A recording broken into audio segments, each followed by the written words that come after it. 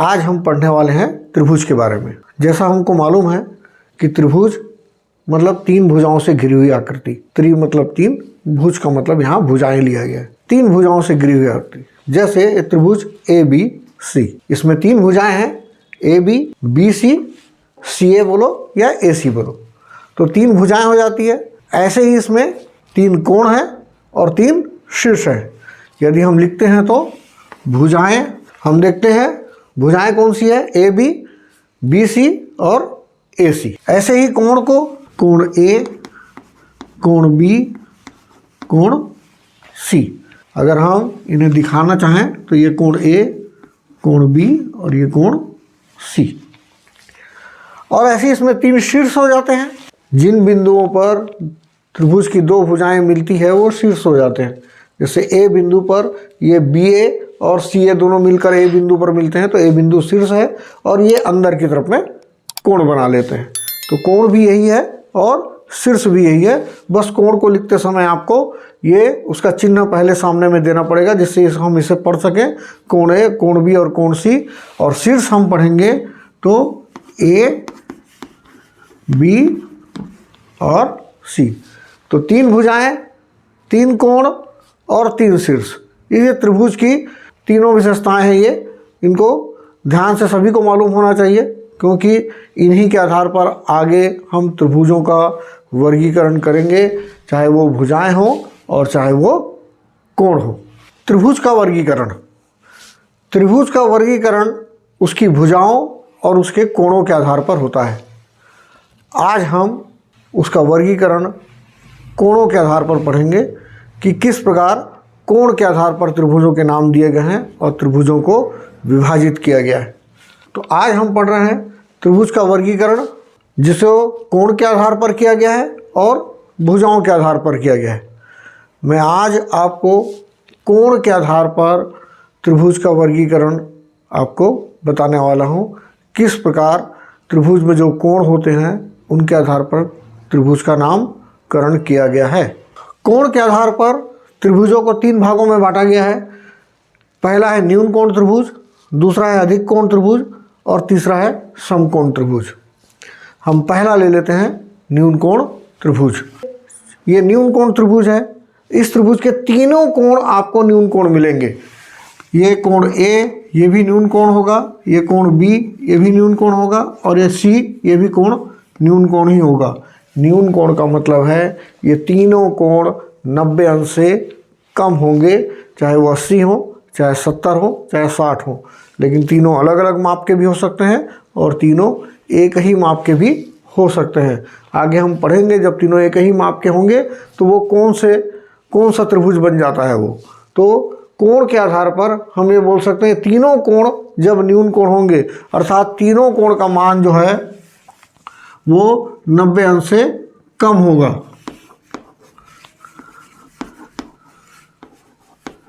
तीनों कोण का मान जो है वो 90 अंश से कम होगा, तो ये त्रिभुज जो है वो न्यून कोण त्रिभुज कहलाएगा। न्यून कोण त्रिभुज की ही विशेषता है खाली कि इसके तीनों कोण न्यून कोण होते हैं। बाकी जो दोनों त्रिभुज हम देखेंगे कोण के आधार पर, उसमें ऐसी स्थिति नहीं आने वाली है। दूसरा है अधिक कोण त्रिभुज। अधिक कोण त्रिभुज की विशेषता होती है कि इसका एक कोई भी कोण जो है वो अधिक कोण होता है। जैसे मैंने यहाँ दिखाने के लिए आपको, दर्शाने के लिए आपको कोण बी को अधिक कोण बनाया है यहाँ पर, तो ये कोण बी भर अधिक कोण है। बाकी कोण ए और कोण सी ये दोनों न्यून कोण होंगे। किसी भी अधिक कोण त्रिभुज में सिर्फ एक ही कोण अधिक कोण होता है, बाकी के दो कोण अपने आप न्यून कोण हो जाते हैं। उसका कारण है कि किसी भी त्रिभुज में कभी भी दो कोण अधिक कोण नहीं हो सकते, क्योंकि त्रिभुज के तीनों कोणों का योग 180 अंश होता है और अधिक कोण की माप हमेशा ही 90 अंश से ज़्यादा होती है, चाहे वो 90.5 ही क्यों ना हो। तो अगर 90 अंश से कोण से अगर ज़्यादा हो जाती है, अगर एक कोण 90 अंश से ज़्यादा हो जाता है, तो दूसरा कोण भी यदि हम बोलेंगे कि वो अधिक कोण हो, तो वो दोनों कोण मिलकर ही 180 अंश से ज़्यादा हो जाएंगे। तो कभी भी किसी भी स्थिति में किसी भी त्रिभुज में दो अधिक कोण नहीं हो सकते। क्यों नहीं हो सकते वो मैंने भी एक कारण बता दिया है। दूसरा, अगर हम चित्र भी बनाने की कोशिश करेंगे त्रिभुज की तो वो कभी भी अधिक कोण नहीं बनेगा, क्योंकि एक बिंदु ये है और एक बिंदु ये है। इस पर अधिक कोण बनाएंगे तो वो इस तरफ जाएगा और इस पर अधिक कोण बनाएंगे तो वो इस तरफ जाएगा। तो ये किरणें जब एक ही दिशा में नहीं आएंगी, एक दूसरे की तरफ नहीं आएंगी, तो एक दूसरे को प्रतिच्छेद नहीं करेंगी। अगर नहीं करेंगी तो ये त्रिभुज किसी भी स्थिति में नहीं बन पाएगा। तो इसलिए एक अधिक कोण होता है तो दूसरा न्यून कोण बनकर किरण जो है वो उसी की तरफ आना शुरू करती है, तब जाके वो एक दूसरे को प्रतिच्छेद करते हैं, तब वह अधिक कोण त्रिभुज बनता है। तीसरा है समकोण त्रिभुज। नाम से ही पता चल जाता है कि समकोण त्रिभुज में एक कोण समकोण होता है, सिर्फ एक कोण। तो अगर हम एक समकोण बनाते हैं ऐसे करके, तो ये समकोण है और ये जो त्रिभुज बनेगा वो समकोण त्रिभुज बनेगा। अर्थात समकोण का मतलब होता है कि वो कोण 90 अंश का होता है। मतलब कोई भी कोण जिसकी माप 90 अंश की होगी तो वो समकोण कहलाता है। और अगर त्रिभुज में एक कोण समकोण है तो वह सबसे पहले समकोण त्रिभुज कहलाएगा। तो जैसे यहाँ पर मैंने इसे दर्शाया है यहाँ 90 अंश के रूप में। इसे भी देखते हैं, यदि ए बी सी देखते हैं तो कोण बी जो है वो 90 अंश का है। तो कोण बी अगर 90 अंश का है अर्थात ये समकोण है कोण बी, तो एक कोण समकोण होने से ये त्रिभुज समकोण त्रिभुज कहलाएगा। यहाँ भी वही स्थिति है जैसी अधिक कोण त्रिभुज में थी कि कोई दूसरा समकोण इस त्रिभुज में आपको नहीं मिलेगा। उन तीनों कोणों की बात कर रहा हूँ जो त्रिभुज के होते हैं। ये त्रिभुज ए बी सी में तीनों कोण, जो तीनों अंतः कोण है, वो तीनों अंतः कोण में से सिर्फ एक ही कोण जो है वो समकोण हो सकता है। फिर जैसा पहले बोला था वहाँ यहाँ भी ये स्थिति है कि यदि इस त्रिभुज में हम ये सोच लें कि दो कोण समकोण हो सकते हैं तो उनके नहीं होने का कारण ये है कि दो कोणों का ही योग 180 अंश हो जाएगा। अब तीसरा कोण चाहे वो 5 अंश का क्यों ना हो, वो तीनों कोणों का योग 185 अंश हो जाएगा। वो स्थिति में कभी भी त्रिभुज का निर्माण नहीं हो सकता, क्योंकि त्रिभुज के तीनों कोणों का योग 180 अंश होता है। आप यदि बिना मापे भी बनाएंगे, अपने अंदाज से भी त्रिभुज बनाएंगे, तो जब त्रिभुज के तीनों कोणों को आप माप करके जोड़ेंगे तो वह निश्चित ही 180 अंश ही आएगा। किसी भी स्थिति में उसमें कुछ भी फेरबदल नहीं हो सकता है। पहली चीज़ ये कि उसके त्रिभुज के तीनों कोणों का योग 180 अंश से ज़्यादा हो जाता है, इसलिए एक के अलावा दूसरा आपको समकोण नहीं मिलता।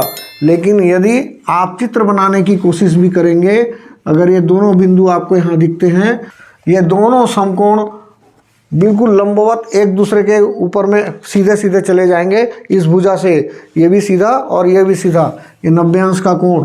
और जब ऐसा होता है तो ये भुजाएं जो है, ये किरणें जो है वो समांतर कहलाती है। और समांतर का मतलब है वो एक दूसरे को कभी भी प्रतिच्छेद नहीं करेंगी, और प्रतिच्छेद नहीं करेंगी तो वो त्रिभुज बनने की संभावना समाप्त हो जाती है।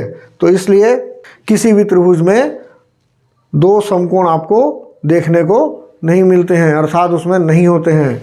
ये आपको आने वाली क्लास में ये कहीं ना कहीं किसी न किसी जगह में आपको पूछा जाएगा, और जब भी पूछा जाएगा तो आपको उसके कारण भी जानना चाहिए और आप बता सकें, इसलिए मैंने पहले से इसको बता दिया है। इस प्रकार कोण के आधार पर त्रिभुज 3 प्रकार से हो जाते हैं। पहला न्यून कोण त्रिभुज, दूसरा अधिक कोण त्रिभुज, तीसरा समकोण त्रिभुज। तो न्यून कोण त्रिभुज में तीनों कोण न्यून कोण होंगे।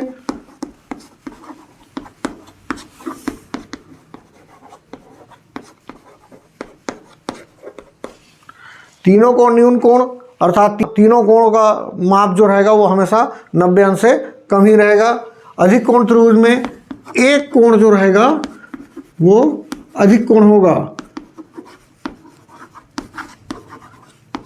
एक कोण अधिक कोण होगा, और बाकी के शेष 2 कोण जो रहेंगे वो न्यून कोण होंगे। शेष 2 कोण न्यून कोण होते हैं वो। और तीसरा है समकोण त्रिभुज। इसकी भी स्थिति वही है कि इसमें एक कोण जो है वो समकोण होगा और शेष 2 कोण न्यून कोण होंगे। ये है इसकी खासियत। समकोण त्रिभुज की एक और खासियत भी होती है कि यदि इसका एक कोण 90 अंश का होता है तो जो शेष दोनों कोण होते हैं वो दोनों न्यून कोण होते हैं और उन दोनों कोणों का योग भी 90 अंश होता है। मतलब एक कोण 90 अंश का और शेष दोनों कोण, वो दोनों कोणों का योग भी 90 अंश होता है और इस प्रकार से तीनों कोणों का योग 180 अंश हो जाता है। तो ये था कोण के आधार पर त्रिभुज का वर्गीकरण। अगले वीडियो में हम लोग देखेंगे कि भुजाओं के आधार पर त्रिभुज का वर्गीकरण किस प्रकार से होता है।